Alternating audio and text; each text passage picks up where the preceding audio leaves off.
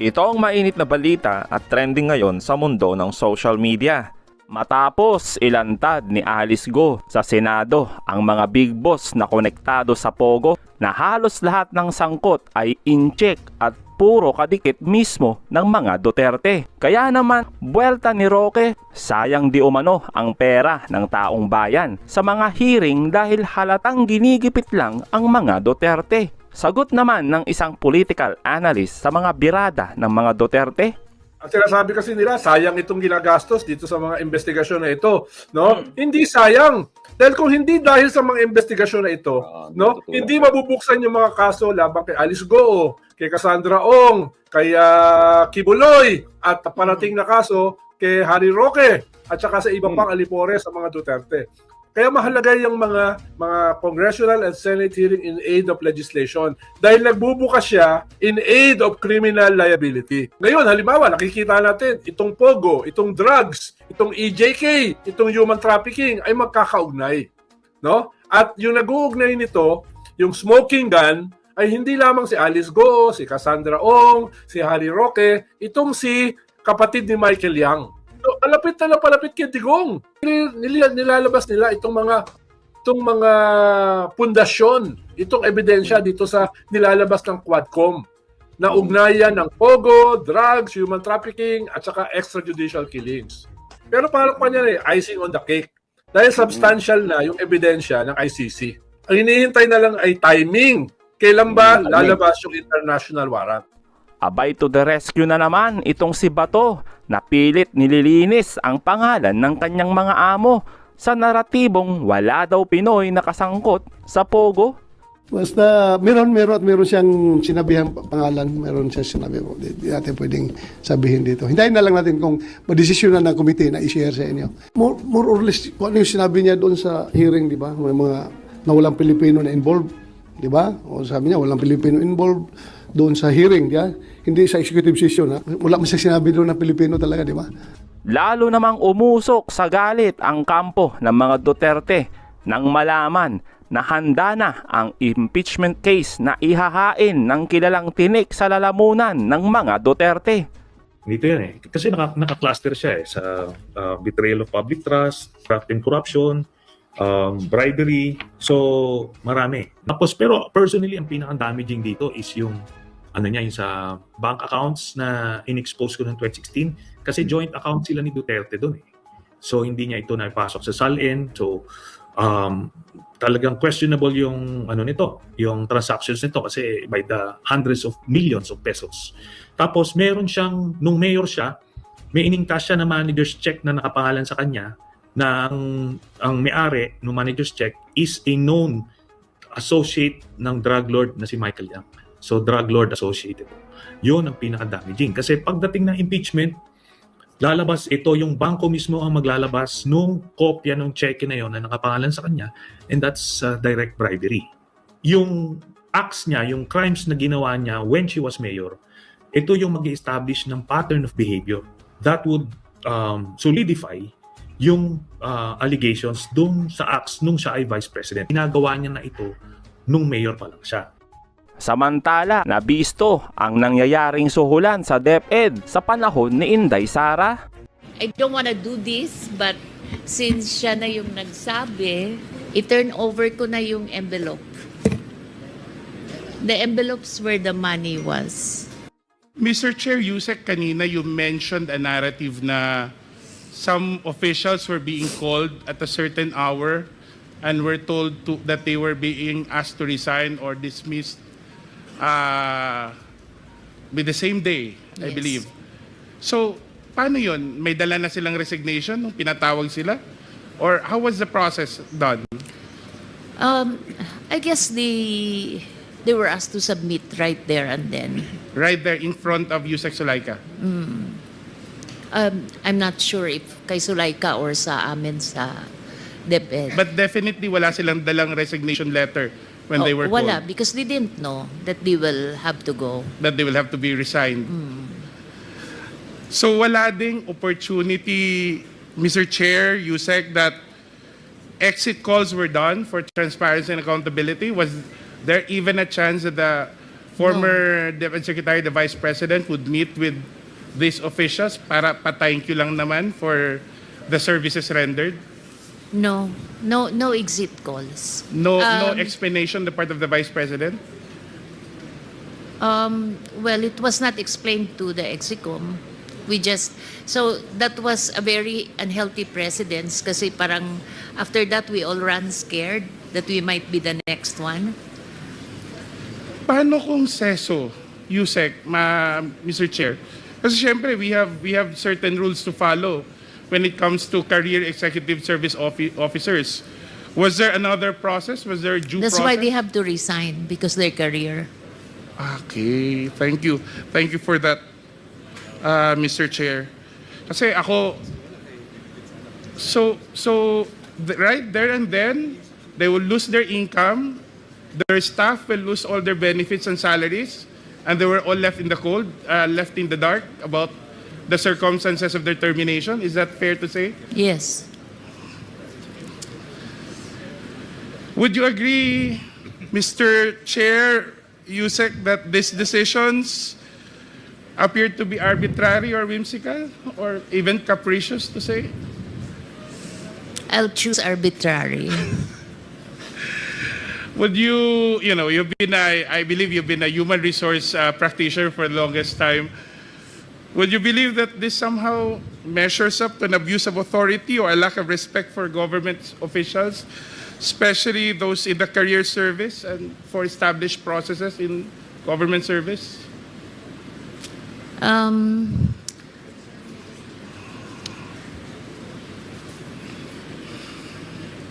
Maybe it's probably for her it's a decision she has to make, and as to what are the reasons, it's hard to speculate. But it's very inhuman for I will the... supply the word, Mr. Chair. It's quite unprofessional. You agree? Yes. Or Now, I'd rather use the word Unprofessional. inhuman. Inhuman. Because you lost your income, di ba? Yung may pamilya ka Hindi lang eh. naman inisip ko may sasaing mamayang gabi, no? Pagka-uwi. Mr. Chair, would you know, Yusek Mercado, who replaced the outgoing officials? For the two in administrative services, it was General Menpin and General Baluyan. So that confirms the two generals on the invitation list serving as Yusek and ASEC, correct? What specific designations they had again? They Madam were Chair, Mr. USEC for Chair? administrative services and ASEC for administrative services. You know, we have so much respect for our men in uniform, Mr. Chair, Yusek Mercado, but you think having a general in the Department of Education would be something congruent with the mandate of the agency?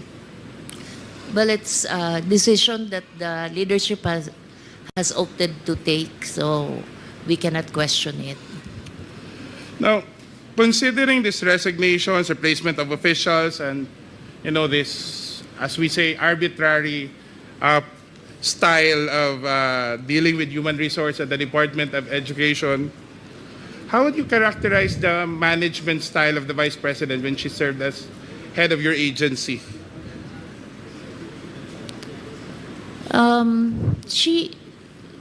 She has her targets, and I think that's where the disconnect is, because my sense, no, she has her targets, but she's in a different platform because ang orientation niya is local government, while as like policy process takes a longer one, no. Siya has to do it fast. I think she's been going down in the field, so mas nakikita niya yung problema. So she wanted it really, things to go very fast. But the policy process can take a little while. And since these are also human that you have to consider, so you have to explain to her that That's how things work in the policy loop. Would it be fair to say that she could have been more humane in her dealings with the officials and employees of Deped? I think humane is, yeah, but probably it's a context of she thinks that since we're the executive committee, we should, level up to what she expected everyone to do. The executive committee, Mr. Chair, is composed of the USEC and ASEC. Undersecretaries and the assistant secretaries. How often did the executive committee meet with the Secretary of Education in person? I think we had a face-to-face mga few times, but most of our executive committee meetings are online, and usually she joins, but most of the time it's USEC POA who. It's USEC POA who would Yes. preside. So next level of the USEC ASEC would be the regional directors. How often did the Deped Secretary then had meetings with regional directors? I'm not. It's there's a, because there's an execom and there's a mancom. I'm not very sure. Maybe maybe Yusek Rebsi would know because he is the secretariat of the management committee. Yusek Rebsi Escobedo is also here. So, Mr. Chair, USEC law should be once or twice, or how many? Just estimation. Maybe quarterly. Quarterly. So she was Deped Quarterly Secretary for with Yusek POA. with USEC POA, but with the Secretary of Education herself. I'm not very sure with the. But when we were there, she was attending Mancom naman, which was monthly when I was there. But I'm not sure after I left. So when you were serving at Deped, she was attending or presiding over meetings with the regional director monthly, every month, For a certain time. for a certain time. So, do you believe that that kind of leadership that you had in the Department of Education affected the overall stability and the quality of leadership down the line? Yes. Do you think that the particular, you mentioned kanina, parang LGU yung perspective, no? That leadership style would be focused more on, I don't want to use the word, but that's the only way to describe it, partisan political interest rather than the welfare of the institution, the personnel, and ultimately the student that Deped ought to serve. Do you think that's a safe, I think fair assumption, Mr. Chair? when I say LGU, I think it's more of a fast result than because she really goes down to the ground, to the school level. But So that fast result appears to be would require or sometimes result in a disregard for the career professionals in the department. Don't you think, Mr. Chair? yeah, sometimes. Last question, ma'am. At least, Mr. Chair, I would know the Vice President is watching us because she just had a press conference and she said that she's denying giving former DepEd Undersecretary Gloria Mercado 50,000 for 9 months. And the Vice President saying that Mercado was let go because she used DepEd to solicit donations from the private sector amounting to 16 million without her knowledge. And she adds that she will provide the media with paper trail to back up her claim, describing Mercado as a disgruntled former DepEd official. I think, ma'am, given your long history and long service to the Republic, 40 long years, I think it's fair It's for you to very be sad. given the opportunity to reply to the Vice President. I think I don't want to do this, but since siya na yung nagsabi, i-turn over ko na yung envelope. The envelopes where the money was. Comsec. So it's 9 envelopes. Kuha po yung So envelope. it says hope and the amount is there. Kasi ang sakit naman noon, ordinaryo lang akong trabahante tapos inano ka ng vice president, di ba? It's very painful. Ma'am, ilang taon na po kayo? I hope you don't mind. Hindi, gusto ko lang pong malaman kasi sabi po ninyo 40 years na po kayo in government. I'm 65, sir, but I... So when the time when you were appointed as USEC noong 2022 ba? 2022?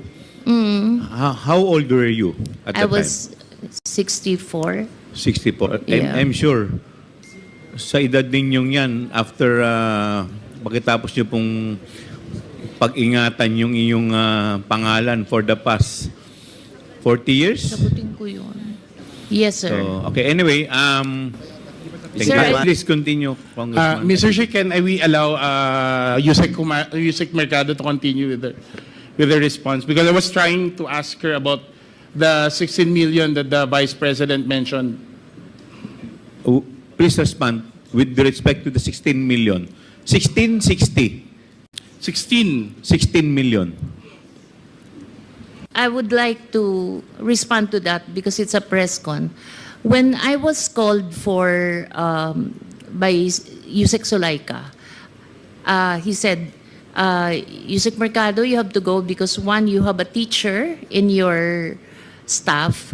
But I explained to them that the teacher was a contract of services when I joined Deped. And the teacher has a pending application in Cebu because he's from the Visayas. And while he was working with us, he qualified for the RQA. But then when he received his appointment as a teacher, it was already past the opening of the class. It was almost opening, and the teaching load was already apportioned. So I called the RD. I said, can I still keep him? Because he was working on the special hardship allowance, which was a program that VPSara also wanted to improve because there's a new hardship allowance, and we were just able to reduce the hardship threshold from 0.37 to 0.33. And she wanted the basis for the giving of the hardship allowance, special hardship allowance, revisited. So that's why that guy was the one working on it.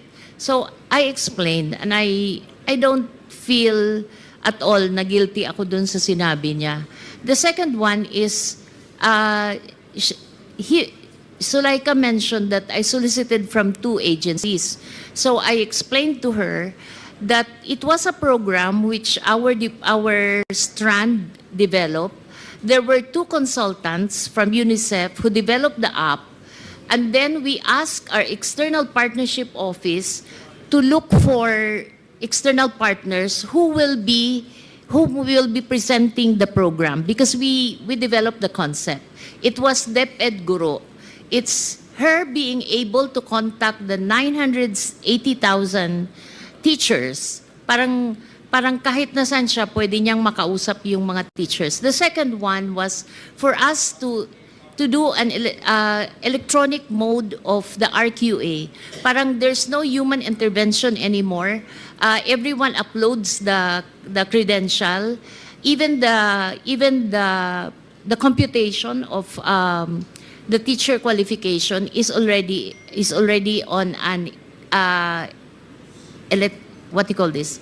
Wala na siyang human intervention. So that was the program. It wasn't us who choose who would be the partners who will be invited. It was the external partnership. So we made a presentation to almost all the corporations. And then some of the corporations appreciated that it's a very important program. So some of them committed buy, kasi what we did is we divided the total fund of 16 million into chewable chunks. So, if you're interested with this package, ito lang. If you're interested with it, because not everyone naman wanted to pay the 16 million. But there were 2 corporations who were willing to fund, because we wanted to put one in Mindanao, one in Visayas, and one in Luzon. So there were 2 who committed to fund the full package, and those were the 2 corporations that Yusek Sulaika said I solicited. So I explained properly. I did not solicit. There's no money involved there. These are equipments. Walang cash po doon. Equipment siya na ito-turn over sa Deped. So I feel very sad that up until now, the BP has not been appraised, as I explained it to her people, that we did not solicit. In fact, the two corporations are willing to give an affidavit that I have no solicitation from them of 16 million. So to reiterate, Mr. Chair, Yusek, first, this was a sanctioned DepEd project. It's a Deped project. Second, yes. you did not do the solicitation yourself. It was managed by the External Partnerships Office. Third, no cash donation was ever So made. Equipment was given to the department. So none of this, what allegations that the Vice President's making against you is true. Yes, sir. Yes, Mr. Chair. And that makes it very sad because she's saying it now. Ibig sabihin, her people did not explain to her. At least I know she's watching, then she probably be able to get the information from you now. Thank you, Yusek Lo. Thank you, Mr. Chair. Thank you.